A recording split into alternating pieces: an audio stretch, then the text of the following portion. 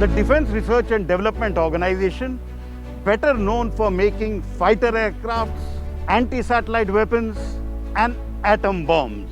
All of it would come under Tod-Fod Technologies.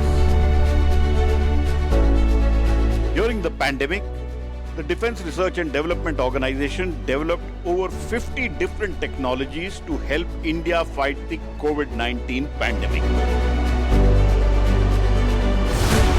Some say the crucial difference has been the leadership of its chairman, Dr. G Satheesh Reddy.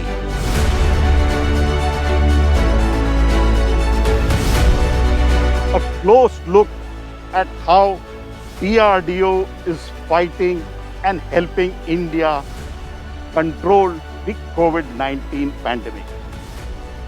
Keep watching India Science.